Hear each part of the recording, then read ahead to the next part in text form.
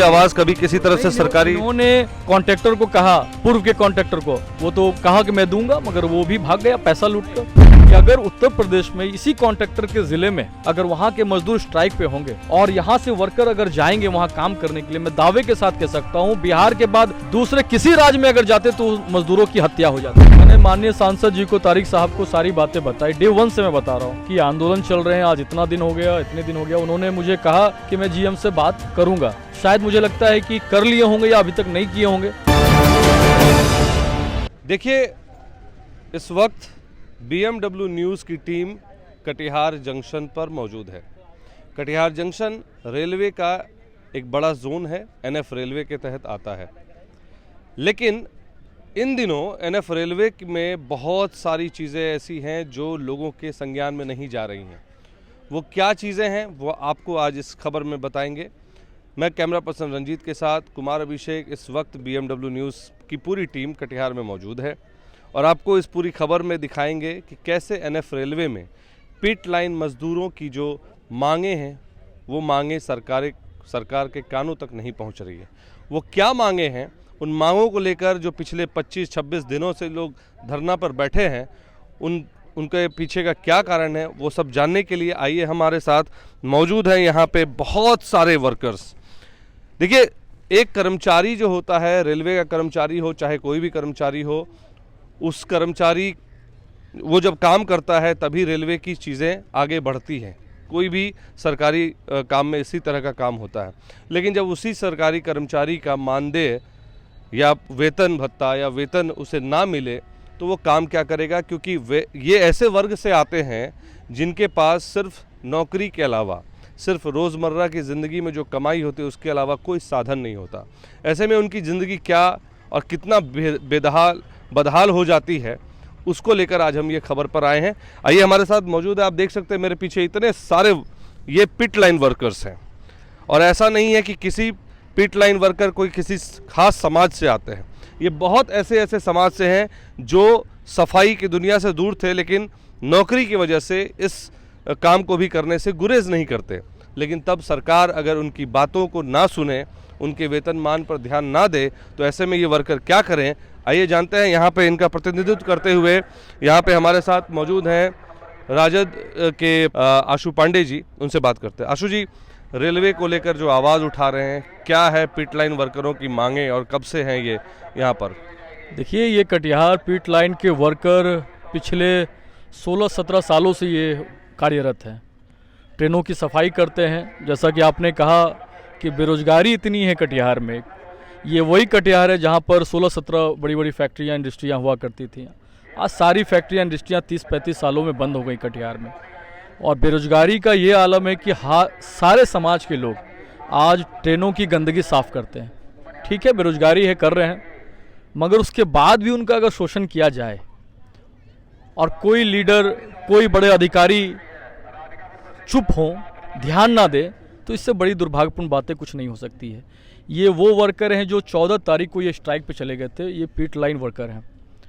और जब मुझे इनकी सूचना मिली, मुझे लगता है एग्जिट 3 दिनों के बाद जब मैंने अखबार पढ़ा कि ये स्ट्राइक पे चले गए हैं, तो इनके ही द्वारा कुछ लोग हमारे पास आए, कहा कि ये बातें हैं, हम लोग स्ट्राइक पे चले गए हैं। हमने पूछा क्या मांगे हैं आपकी? इन्होंने कहा कि हम अपने मानदेय की वृद्धि चाहते हैं। तो हमने कहा कि ठेकेदार कॉन्ट्रैक्टर को आपने कहा है या रेल को कहा है? तो इन्होंने कहा नहीं, कॉन्ट्रैक्टर को हमने कहा है।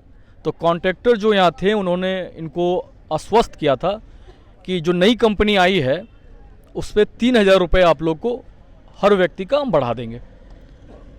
फिर कुछ दिनों के बाद, 2-3 दिनों के अंतर में फिर कोई नए लोग आए ठेकेदार के, उन्होंने कहा कि हम आपका 15% आपकी वृद्धि कर देंगे। और इनकी एक प्रमुख मांग और भी थी कि पूर्व की जो कंपनी थी, जो इम्प्रेशन ग्रुप थी, जो 4 साल 5 साल उन्होंने कॉन्ट्रैक्ट लिया था, वो काम किया था, उन्होंने इनके PFSI का पैसा करीब 4 सालों का जमा नहीं किया, वो कंपनी चली गई। तो इन लोगों का वो PFSI में जो पैसा जमा था वो भी कंपनी लेके आज भी इनको नहीं मिला है। वो कंपनी लिए कोई आवाज़ कभी किसी तरफ से सरकारी? उन्होंने कॉन्ट्रैक्टर को कहा, पूर्व के कॉन्ट्रैक्टर को, वो तो कहा कि मैं दूंगा, मगर वो भी भाग गया पैसा लूटकर। जब ये आंदोलन को मैंने स्टैंड किया लगातार निरंतर, मुझे लगता है कि आज 26वां दिन है, और हर तरह का आंदोलन, शांतिपूर्ण आंदोलन इन्होंने किया है। अब इनके साथ मजबूरी आप देखें, ये रेलवे कैंपस में जहां 16 साल इन्होंने अपना खून पसीना गिराया है, ट्रेनों की सफाई की है, ठीक है ये रेलकर्मी नहीं है, मगर इनका श्रम है यहाँ, ये इनका ज़िला है। अब यहाँ स्थिति ये है कि ये पिट लाइन पर बैठकर ये धरने नहीं दे सकते हैं, ये रेलवे कैंपस में बैठ के धरने नहीं दे सकते हैं, नहीं तो आरपीएफ इनको जेल में डाल देगी, अरेस्ट कर लेगी। अब आप सोचिए कि मजबूरी कितनी है। रेलवे के बड़े अधिकारी से ये बात नहीं कर सकते, कॉन्ट्रैक्टर से इनका इतना विवाद बढ़ा हुआ है कि मारपीट तक हो गई है, मुकदमे हो गए हैं दोनों तरफ से। अभी तक कॉन्ट्रैक्टर भी मौन थे, जो बड़े अधिकारी हैं वो भी मौन थे। मैंने इसके लिए डीआरएम साहब से भी मैंने मुलाकात की। मैंने पिछले 6 दिनों में ये चीज़ें हो चुकी हैं कि डीआरएम से मिले हैं आप लोग और बातें हुई हैं, तो उसके बाद कुछ बदलाव, कुछ सुधार की ओर लग रहा है? मुझे अब लग रहा है कि रेलकर्मी जो बड़े अधिकारी हैं, मैंने उनको कहा कि आपकी जिम्मेदारी है। मैंने डीआरएम साहब को कहा, डीआरएम साहब को कहा, सीनियर डीएमई को भी मैंने कहा कि सर ये आपकी जिम्मेदारी है, ये यहाँ के लोग हैं, गरीब लोग हैं, 26 दिनों से ये स्ट्राइक पे हैं, इनके घर का चूल्हा नहीं जल रहा है, और इसे ईगो का विषय ना बनाए।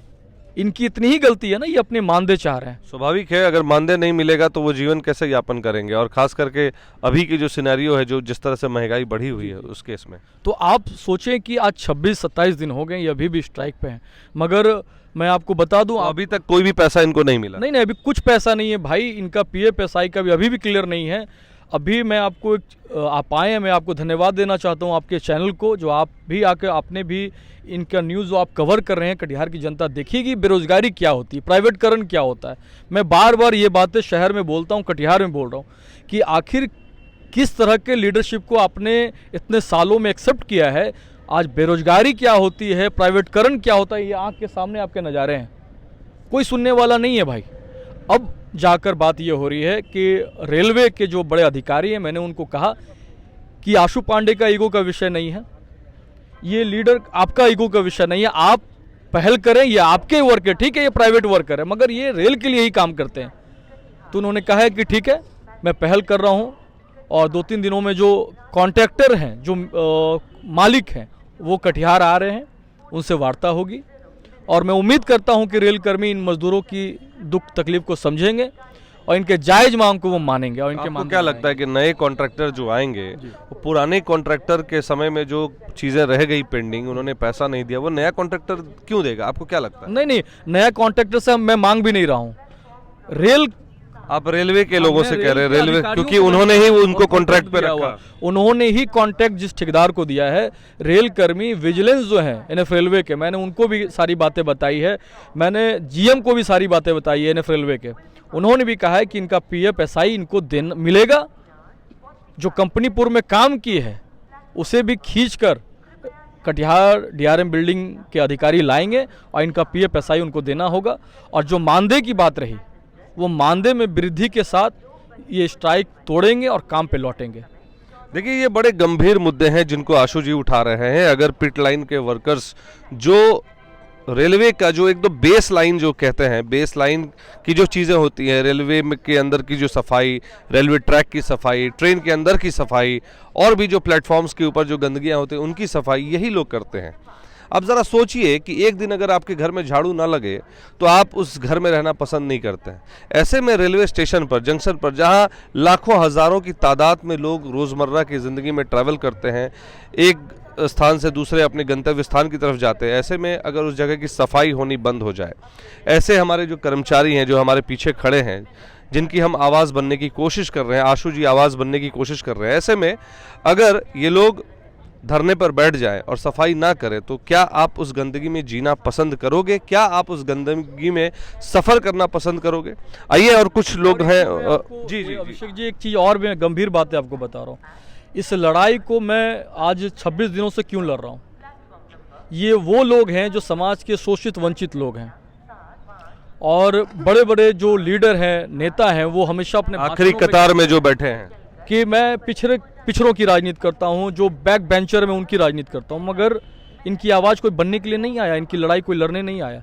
मैं सिर्फ ये, मेरी जो यहाँ जो मैंने स्टैंड किया, वो सबसे महत्वपूर्ण बात यह है कि ये स्ट्राइक पे गए।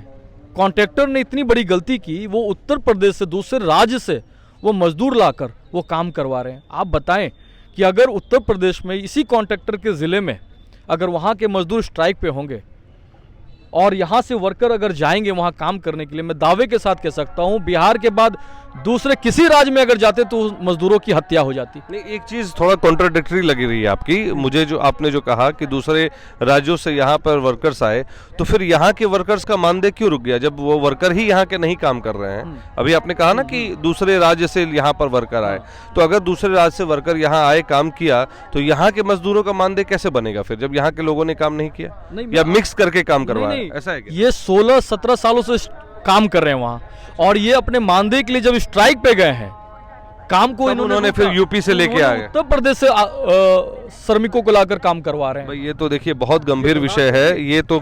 आइए हम इनसे बात करते हैं। क्या नाम हुआ आपका? मोहम्मद ताहिर। मोहम्मद ताहिर जी, एक बात बताइए, कितने दिनों से मानदेय और कितना मानदेय आपका बनता है? आपको आपके अंदाज से, मैं ये नहीं कह रहा कि 100% अपनी बात रखें, क्या लगता है कितने दिन? ये हम लोग लमसम 26 दिन से हड़ताल पे हैं, और जब हम लोग कॉन्ट्रैक्टर से बात किए थे कि हमारा मानदेय बढ़ाया जाए, तो उन्होंने पहले तो बोले थे कि ठीक है हम आपको 3,000 बढ़ा देंगे, फिर उसके बाद बोले 15% बढ़ाएंगे, फिर 10% बोले बढ़ाएंगे, लेकिन हम लोग का बात अभी तक किसी ने सुना ही नहीं है एकदम। आपका मानदेय कितने दिनों से रुका पड़ा है? लमसम हमारा मानदेय 3 साल से रुका हुआ है। 3 साल से रुका हुआ है। और मानदेय कितना बन जाता है एक अमूमन अंदाज? अमूमन हमारा अंदाज से बन जाता है, हमारा 15 से 17,000 रुपया, 16,000 रुपया हम लोग का होना चाहिए। साल का या महीने का? महीने का होना चाहिए, लेकिन हम लोग को यहाँ पर मिलता है 3-4 कैटेगरी का हम लोग को पेमेंट मिलता है। किसी को 7,000 रुपया है, किसी को 8,000 रुपया, किसी को 9,000 रुपया है, किसी को 11,000। एवरेज जो है 8,000 रुपये मान के चल सकते हैं, 8,000 मान के चल सकते हैं। और नहीं, वो मुझे लगता है कि अगर 85-90 लोग हैं तो 60 लोगों को वही 6,000। मतलब एवरेजली अगर बात करें तो साल भर में 1 लाख रुपए प्रति व्यक्ति जो है मानदेय बनता है। हाँ। और 3 साल में 3 लाख रुपए प्रति व्यक्ति बनता है। देखिए 3 लाख रुपया एक ऐसे लोगों के लिए बहुत बड़ी बात रखती है। और मैं एक सवाल और आपसे करना चाहूँगा, चूंकि केंद्र में सरकार है भाजपा की, MP साहब भी यहाँ तारिक साहब हैं जो कांग्रेस से आते हैं, अब ये बताइए क्या उनकी कोई अप्रोच रही है इन लोगों की आवाज़ बनने के लिए? नहीं, मैंने तो 2-3 दफ़े उनको कहा, सारी बातें उनको बताई है, क्योंकि ये केंद्र की बात है, इसमें राज्य स्तर पर कुछ हो नहीं पाएगा, केंद्र की बात होगी। मैंने माननीय सांसद जी को, तारिक साहब को सारी बातें बताई। डे 1 से मैं बता रहा हूँ कि आंदोलन चल रहे हैं, आज इतना दिन हो गया, इतने दिन हो गया। उन्होंने मुझे कहा कि मैं GM से बात करूँगा। शायद मुझे लगता है कि कर लिए होंगे या अभी तक नहीं किए होंगे, दोनों जानकारी आपको नहीं? जानकारी उनकी तरफ से अभी तक नहीं आई है, और मैं उम्मीद करता हूँ अगर नहीं किए तो करनी चाहिए उनको, कि ये आप सांसद हैं ज़िले के ना, आपके ये वोटर हैं, और ये आज 26 दिनों से स्ट्राइक पर हैं, किस हालात में है ये एक सांसद को जानना बहुत ज़रूरी है। आप लोगों ने सांसद महोदय से बात करने की कोशिश की है? जी कोशिश की, लेकिन उनसे बात नहीं हुई। आंसू भैया जो हैं उनसे बात हुई थी उनसे, तो उन्होंने कहा था कि हमें GM साहब से मीटिंग है हमारी, वो हम उनसे बात करेंगे। देखिए ये बहुत गंभीर मसला है, और इसमें जो पूरा तंत्र जो है एक ही चीज़ दिखाता है कि आपकी जो खुद की इंटेंशन है, वो इंटेंशन अगर आपकी सही होगी तो इन लोगों का मानदेय भी मिलेगा, इन दोनों की बात भी सुनी जाएगी, सरकार में बैठे लोगों तक बात भी पहुंचेगी, और तय समय पर चीज़ों का निर्वहन भी हो जाएगा, इनका निराकरण भी हो जाएगा, इनकी समस्या का निराकरण हो जाएगा। लेकिन सबसे बड़ी बात कि क्या आप सच में इनका निराकरण करना चाहते हैं? क्योंकि देखिए ये वही सरकार है जहां पर बड़ी बड़ी चीज़ें मिनटों में हो जाती हैं, चुटकियों में सुलझ जाती हैं, चुटकियों में अरेंजमेंट्स हो जाते हैं, पेमेंट्स भी हो जाते हैं। एक सरकार जब दूसरे कॉन्ट्रैक्टर को हायर करती है, आप ऐसे समझ लीजिए कि अगर कोई एम्प्लॉई छोड़ के दूसरी जगह जाता है, प्राइवेट हो या सरकारी में, तो सरकार उसे कहती है कि आप NOC लीजिए और उसके बाद रिलीज़ करिए। NOC होता है नो ऑब्जेक्शन सर्टिफिकेट। तो क्या सरकार ने नो ऑब्जेक्शन सर्टिफिकेट उस कॉन्ट्रैक्टर से लिया? ये पहला सवाल है। अगर लिया तो इनका मानदेय अभी तक दिया क्यों नहीं गया? इसके लिए जिम्मेदार कौन है? दूसरे कॉन्ट्रैक्टर आने से पहले उनको ये चीज़ करना होता है, तभी जाके दूसरे कॉन्ट्रैक्टर को ये चीज़ें मिलती है। ये तो जनरल सी भाषा है, लेमैन के लैंग्वेज में अगर मैं बात करूं, लेमैन की भाषा में बात करूं तो ये जनरल सी बात है। कहीं भी किसी भी कॉन्ट्रैक्टर को रखने से पहले, एम्प्लॉय को रखने से पहले दूसरे जगह से उसको एनओसी लेना पड़ता है, तब जाके आपको काम मिलता है। ऐसे में ये बड़ी जिम्मेदारी बनती है। अगर हमारी खबर को डीआरएम साहब भी सुन रहे हैं तो मैं रिक्वेस्ट करूंगा, क्योंकि ये बड़े आरोप, गंभीर आरोप लग रहे हैं एनएफ रेलवे पर, तो ऐसे में अगर आप तक ये आवाज़ पहुंच रही है तो प्लीज़ इनके चीज़ों को समझें।